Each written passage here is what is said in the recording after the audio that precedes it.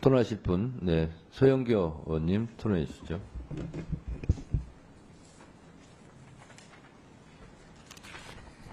예, 대한민국에 참 희한한 일이 있습니다. 우리 군대 보낸 아들이 재복구를 하라고 갔다가 물속에 들어가라고, 그것도 수륙약용 장갑차가 들어갔다가 5분 만에 나올 수밖에 없는 그 엄청난 물살에 물속에 들어가라고 명령을 하면 들어갈 수밖에 없는 대한민국. 참 있을 수 없는 일입니다. 이번엔 이런 것부터 고쳐져야 합니다. 임성근 사단장이 물속에 들어가서 수색하는 장면을 보고 참 잘하고 있구나. 공부활동이 잘 되고 있구나. 수풀을 찔러가면서 찾아봐라. 가슴까지 오는 그거 있잖아. 가슴장화 이런 거 신고 해라. 등등 여러 가지 지침을 내립니다. 그 지침 하에 밑에 있는 포대장 등이 안 된다고 이야기를 하면서도 물속에 아이들을 넣게 됩니다. 이 엄청난 물속에 아이들이 들어가고 그 아이가 물길에 휩쓸려 떠내려가고, 우리는 그날 그런 이야기를 했습니다. 왜 20살밖에 안 된 내 아들이 거기서 주검이 돼서 돌아와야 되는데, 포대장은 왜 구명조끼 하나 안 입히는데, 그래서 우리가 의문을 제기했고 다시는 이런 일이 일어나지 않게 해야 된다고 보다 보니 구명조끼를 입힐 여유도 없었고, 구명조끼를 입고 들어갈 곳이 아니라 삽 들고 괭이 들고 복구한다고 갔는데 물속에 들어가게 한 사단장의 지시가 온갖 사방간데서 나온 거예요. 그래서 이 사람을 이 사람을 수사했고, 수사단장이, 그리고 수사하고 이 사람과 더불어서 여러 사람을 이거 범죄 문제가 있구나라고 생각하고 경찰로 보냈는데, 이게 안 된다며 다시 경찰로 보낸 그 자료를 전부 다 가지고 오는 엄청난 일이 벌어진 겁니다.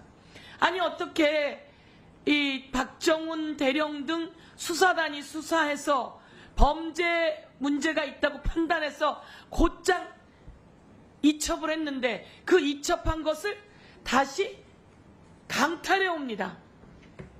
법무부 장관님 그리고 대법원장님, 그 강탈해 올 때 누구의 지시가 있었냐면 국방부 장관 이종섭의 지시가 있는 거예요. 이종섭은 가지고 오라는 얘기까지는 하지 않고 보류하라고만 했다는데 이렇게 빠져나가는 경우가 있습니까? 이걸 왜 국방부 장관이 수사하라고 해놓고 수사 잘했다고 칭찬까지 해놓고 왜 갑자기 가지고 올까? 대한민국 모든 국민이 의심을 갖는 겁니다. 그런데 여기에 알고 보니까 대통령실에서 전화가 왔대요. 대통령실로부터 전화가 왔고 700-8080 이 전화 800-7070 이 전화가 어디냐 봤더니 대통령실인 거예요. 저희가 이번에 직접 명함들과 어딘지 다 찾아봤더니 대통령실이고 안보실로 되어 있어요. 그럼 이거 대통령이 개입했구나. 이렇게 되면서 또다시 전화 통신 조회를 군사법원이 허락해서 했더니 무슨 일이 생겼냐면 대통령실에 무슨 비서관입니까? 모든 안보 비서관부터 전화를 수도 없이 해댄 겁니다. 이거 대통령실이 개입됐구나. 이러면 됩니까? 그럼 이걸 누가 수사합니까? 공수처가 하려고 백방으로 하는데 공수처에 압력이 들어갑니다. 그래서 이 최병 관련한 특검을 냈는데 한동훈 국민의힘 이번 당대표가 제3자 추천안 받겠다는 거예요. 그래서 이번에 그걸 내는 겁니다. 받아야 합니다. 제가 법무부 장관께 말씀드릴게요. 야당 합의가 안 된 경우가 없습니다. 이렇게 얘기를 했는데요. BBK 여야가 합의되지 않은 상태예요. 내곡동 새누리가 반대했어요. 그리고 세월호도 마찬가지고요. 대북 송금 때도 마찬가지고 노무현 대통령 측근 관계자일 때도 마찬가지예요. 하지 않은 사례가 많은데 위헌이라고 말한 법무부 장관의 팩트가 다 거짓입니다. 그래서 이 팩트 체크를 한 번 더 가서 보세요.